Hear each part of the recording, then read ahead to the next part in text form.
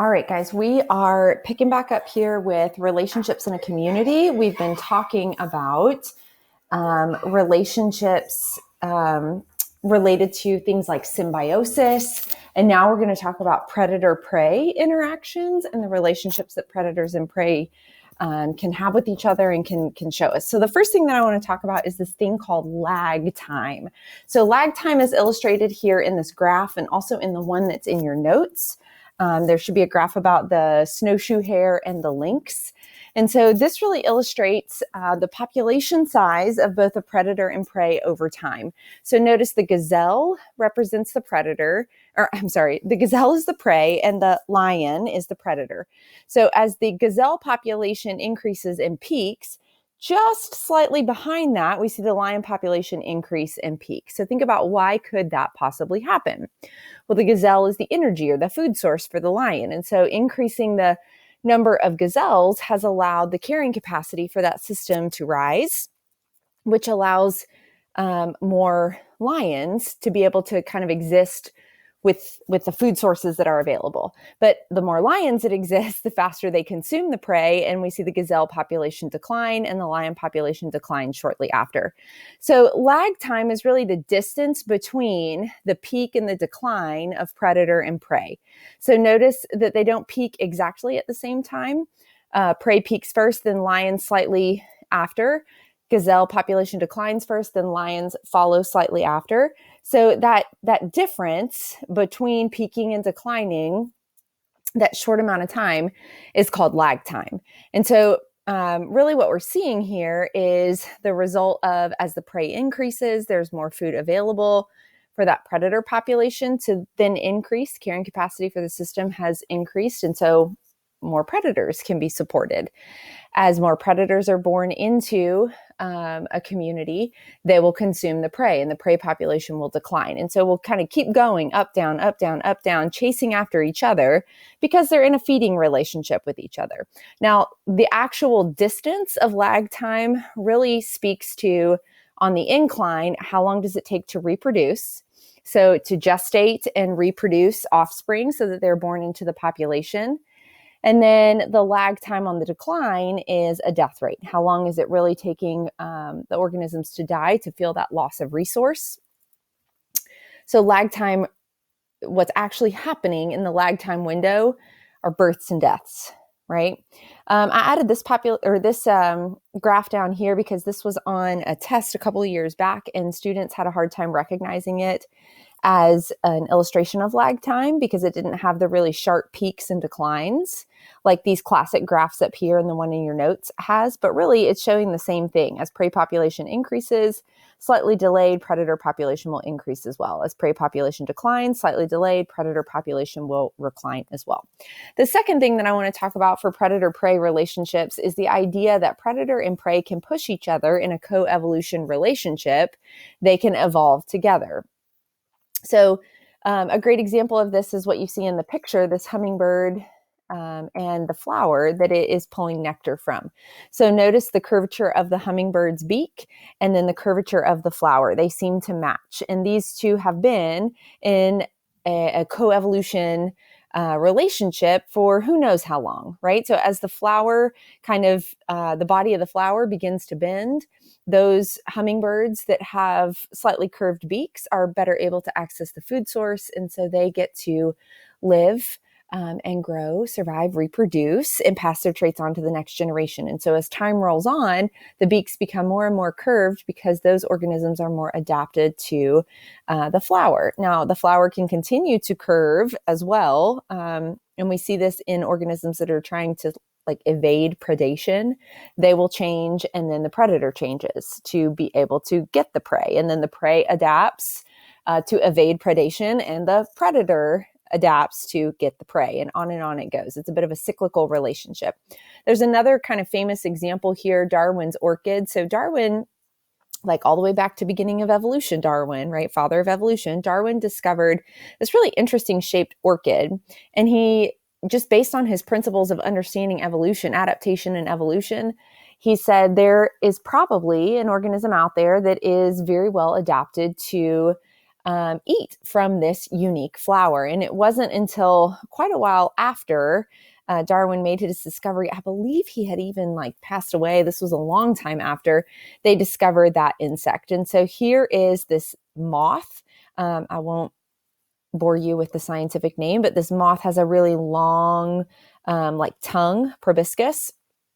And here are the orchids that Darwin discovered. And so you can see that the white flowers here, but look at this long extension. That's what the moth's tongue or proboscis goes down to sample out the nectar. So an idea or a kind of an understanding of coevolution really before Darwin even saw both of these together, just based on ideas of adaptation, he predicted that there would be a moth that could harvest food from that particular flower structure.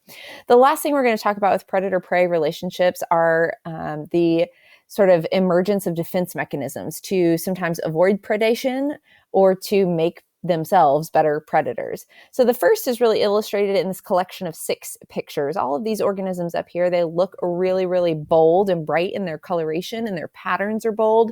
This is called aposematic coloration. It's often referred to as warning colors or patterns. They're typically really bright colors. In nature, bright oftentimes can signify being toxic. And so these organisms have these big, bold, bright colors and patterns to sort of communicate to predators, don't eat me. Whether they really are toxic or whether they're mimicking something that really is toxic, that's what's being communicated in this coloration pattern. The next is called cryptic coloration, which we would just call camouflage, the ability to blend in to either avoid predation, or perhaps in this case, this owl is kind of hanging out and probably can spot prey a lot better because the prey don't see it there. And then the last type of defense mechanism coloration that I want to talk about is called mimicry. So you can probably hear the word mimic in that. And so there's 2 types of mimicry coloration. And I have 2 different pictures here to illustrate those. The first type is called Batesian mimicry. This is when a very harmless organism mimics typically a body plan or coloration or pattern of a harmful organism that is similar, and that deters predators. So a great example here, these monarch butterflies. We've probably all seen monarch butterflies at some time in our life. These monarch butterflies taste really bad and bitter to predators. And so the viceroy butterfly doesn't actually create that chemical that makes it taste bitter. So instead, because it doesn't have that chemical defense, it over time has evolved a body pattern and coloration to mimic the monarch so that predators think it's a monarch and they choose not to eat it. The other type of mimicry, or the second type of mimicry that I want to talk about, is called Mullerian mimicry. And we see Mullerian mimicry over here in these stinging hymenopteras. So this is the idea that multiple, 2 or more actually harmful organisms sort of look similar. And so to a predator, if I'm a predator and I've encountered a hornet and it stung me, I just learned that the big yellow and black striped thing stings. So the next time that I get near one of these other stinging hymenopteras, maybe it's not a hornet, but it's a honeybee, I know the coloration pattern, I know the striping, the yellow and the black probably indicates if I've learned another stinging thing. And so the idea that multiple organisms look similar to communicate a similar sort of negative effect to a predator is Mullerian mimicry. Okay, I want to take a turn into our last concept here, biodiversity. And we have really talked about biodiversity with our bean lab last week, but I want to illustrate and sort of drive home a couple of points. The first one, I've said time and time again, biodiversity is good. So recapping or making sure that we understand that word biodiversity, what we're talking about are the differences that exist in all the living organisms in an area.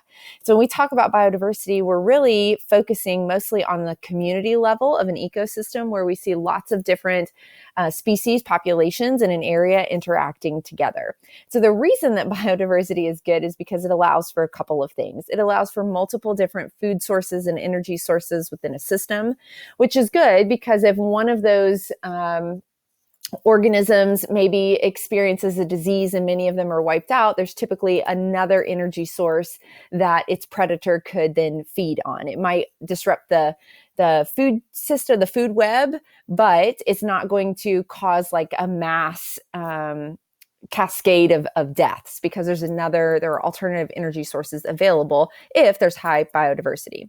High biodiversity in a community allows carbon, water, phosphorus, nitrogen to cycle well, which is always going to be beneficial for creating new cells, because the carbon and the hydrogen and the oxygen and the nitrogen and the phosphorus, all of those are essential in building macromolecules that make components of cells.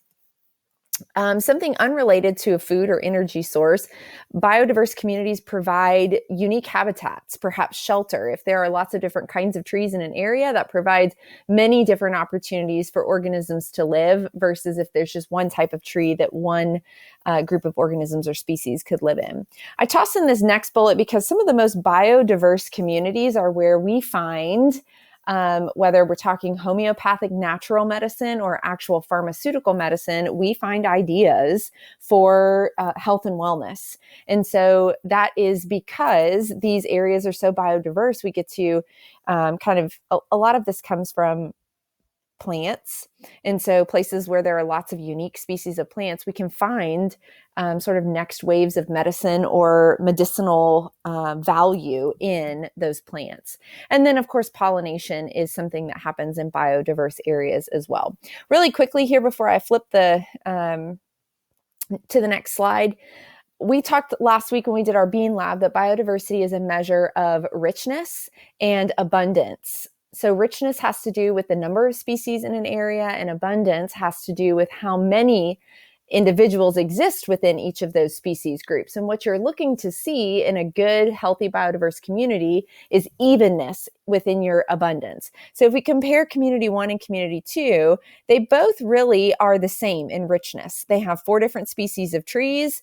They are the same when it comes to richness, but they are not the same when it comes to abundance or evenness. So community number 1, we have a pretty even distribution, 25% of each of the 4 tree types. Over here, we have a whole lot of this tree and not a lot of some of these other. And so what could possibly happen, community number 1 is more biodiverse as a result. But what could possibly happen here when we say biodiversity is good and it helps systems rebound from ecological stress? Imagine if some sort of fungus or parasitic disease came in and attacked these trees right here.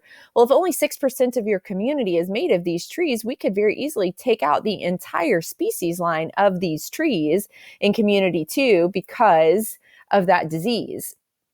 So if we did that, our species count drops to 3, our richness drops, and it just kind of continues to downtrend. And so communities that are evenly spread or evenly, the groups themselves are pretty even in abundance and have lots of different species are really, really diverse, biodiverse. Okay, let's talk about some disruptions to biodiversity. So things that could decrease biodiversity. We've talked about invasive species before. We've never really written anything about it. An invasive species is an organism really that's not native to an area, but it's been brought into an area either on purpose or by accident. And I'll give you 2 examples or one of each. Because it's not native to that area, it doesn't really have a predator. And so the population of these invasive species grows unchecked and they consume the resources that the organisms that really should be in that community then don't get access to. And so over time, we see a decrease in biodiversity because these guys are hogging all of the nutrients. So ultimately, it boils down to the impacts in the overall food chain. That's the big disruption from an invasive species. It's sucking up all the resources. And so this right here is an invasive species that I know you all have seen. This is, a lot of us call them little stink bugs. These are in our homes, mostly in the winter because they don't love cold, but these are not native. They're native here. They're native to countries in Asia. And I know one of the common theories is that they came over in food produce that was being imported, and now they're here. And they don't really have a predator. They will eat and destroy leaves and foliage. They don't really harm us. They don't bite us. They're just more of a nuisance, but I'm sure that you have seen those in your home. This is a lionfish that I talked about that is now an invasive species down in the Florida Keys, in the reef ecosystems down there. These are zebra mussels. Zebra mussels are really, really tiny. They can also be really large, but they are hugely invasive. I think the common theory is that they came over on the underneath of a boat, kind of attached to the underside of a boat. And then they've just sort of taken over. There's no natural predators for those to keep the population in check. And so, especially along the coast and up in the even like Great Lakes area, they really are disrupting the fishing industry as well, because they jam up things like this. This is a propeller on the bottom of a boat. They're growing everywhere, all over the place. A second disruption, we've already really talked about it, so I'm not going to spend too much time here. Loss of a keystone species can potentially collapse an entire system. And so when you talk about things that decrease biodiversity, removing a keystone species is going to decrease that biodiversity of that community. And so our example that we saw in the video had to do with otters and kelp. So the sea otters were that keystone species, and as long as they existed, you get a system that looks like this. And so they're eating the sea urchins and they're keeping the urchin population in check. And because of that, the urchins are not eating all of the kelp. Urchins naturally eat kelp, but they're eating it sort of in moderation, so the kelp beds can exist. Over here is what happens when the otter is removed, the keystone species is removed. There's nothing to eat the urchins, and so the urchin populations grow, and then they consume all the kelp, and the kelp forests or the kelp beds are gone. And so then you could even go a step further and think about what's our impact on this scenario. Well, the fur trade is a big reason that a lot of those otters were removed. So human impacts then on the removal of a keystone species and how that really changes an entire community. Okay, you can pause the video right here, and I would encourage you to pause it and just kind of look through this infographic. But this is something that happened in Yellowstone National Park in the 1920s when the government allowed people to hunt the gray wolf, and how that really caused a cascading effect of system collapse in Yellowstone. So much, in fact, that in the 1990s, they reintroduced the gray wolf to Yellowstone because it was the community was just in total collapse. So pause the video, check that out, read all the little words. You'll be surprised. I know when I was reading it, I never thought about this impact here to beavers and then how that could impact even aquatic life in Yellowstone. So check that out as another example of removal of a keystone species. All right, let's talk human impacts. And because I'm recording this with headphones, I don't really have time to play this video or the opportunity to play it. You wouldn't hear it. So I would encourage you to go look it up. Here's the title of it, Climate Change, the Human Impact, and it's only about 3 minutes long. It gives you a really nice overview of global warming. So what I want to talk about really quickly are two things, global warming, and then an example of us as humans intentionally introducing an invasive species and how that really messed up a thing. So this section is all about how are humans impacting biodiversity. So when it comes to global warming, I know this is kind of a hot topic, global warming, climate change. They really do reference two different things. One's pretty highly politicized and the other is probably accepted a little more based on data. So global warming is the idea that the temperature of Earth's atmosphere is increasing, and we can document that, we can see that. It is most likely attributed to an increase in greenhouse gases. So then we have to think about, well, what are greenhouse gases? And I don't know how much you guys actually learn about this in previous years. I'm thinking not a ton, but I could be wrong. So greenhouse gases, the two most common greenhouse gases are CO2 and methane. And greenhouse gases are not bad. They actually are essential for keeping our planet warm enough that life can survive. But when too many greenhouse gases accumulate, it traps a ton of energy, heat energy in, and heats up our atmosphere, which is kind of what we're seeing. So these are gases, again, CO2 and methane, that are sort of creating this bubble around Earth that's trapping solar energy close to Earth to keep it warm. And again, we need that, but we need that in moderation. And so CO2 and methane. Methane is really collected. Methane is being produced by things like landfills, which is a conversation on why are we creating so much trash, right? So that whole recycling idea. But methane is also created from like the cattle industry. Cows produce a ton of methane because they eat a ton of food. And so the fact that we actually do quite a bit here in the US of cattle farming. We have the land and we choose to use it to raise beef. That's actually a really, really expensive thing. We don't think about that being very expensive, but the land space that is needed to raise cow and the water that is needed to produce the grass that cows need to eat, and then of course the methane that is produced, it's financially expensive, and it can also be sort of socially expensive as well. So methane gases come from sources like that. I want to focus on CO2 because that seems to be something that's a little more talked about, particularly related to carbon cycling through the process of photosynthesis and cell respiration. So human activity increases CO2 emission really in two ways: burning fossil fuels, coal, oil, and gas, for industry, for transportation. When we burn those fossil fuels, we are adding CO2 to the atmosphere. But we are also removing the CO2 cyclers, the trees, by deforestation. So as our population grows and people need to live, we are clearing land for people to live on. And when we do that, we're removing the cyclers or the sinks.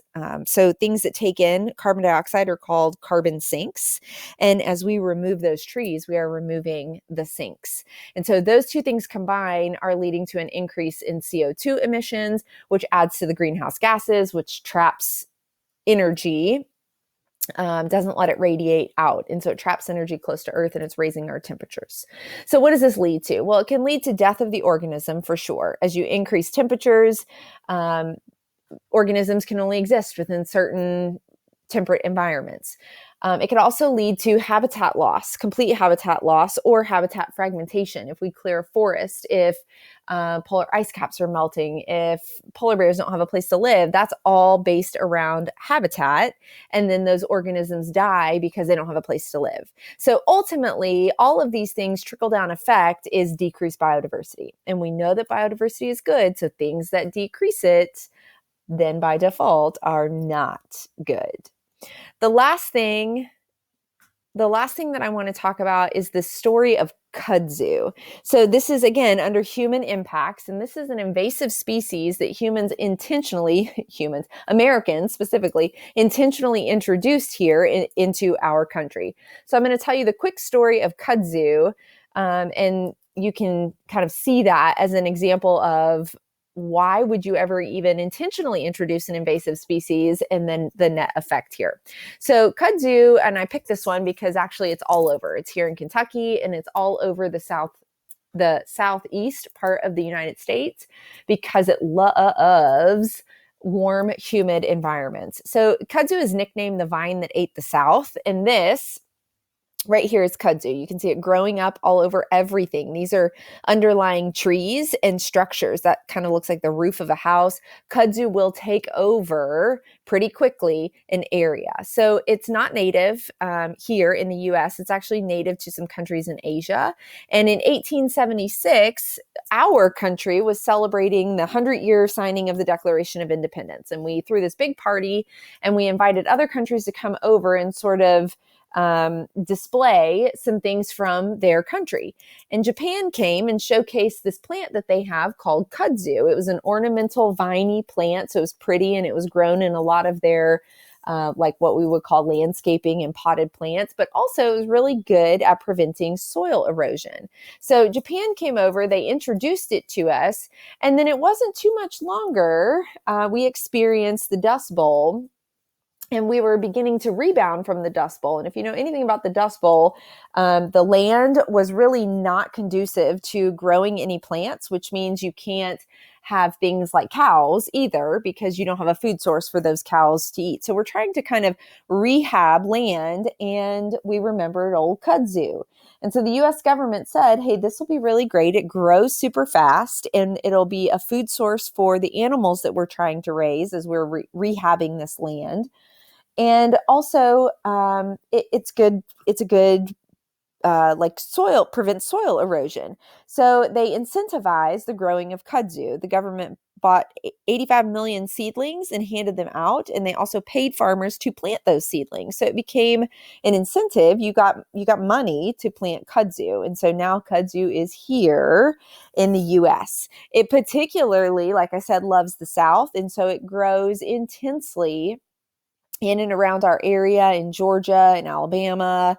You can find kudzu all over the place. Now, the problem with kudzu is that it grows super, super fast, and it's a viney plant, which means it climbs things. And so what you see in these pictures is that kudzu will climb up over, grow over anything. And if what's underneath was living, it's not going to be anymore. It essentially chokes out life below. It grows up trees. It grows across leaves. It creates these really thick canopies. Sunlight can't get through to other photosynthetic organisms on the forest floor. And it's decreasing biodiversity by really choking out other life. And so an example there of human impacts on a system, on a community. Ultimately, both of these, global warming and kudzu, those are two examples of how humans can negatively affect biodiversity. We can cause the decline of biodiversity, actually. Okay, when you are done, you are done.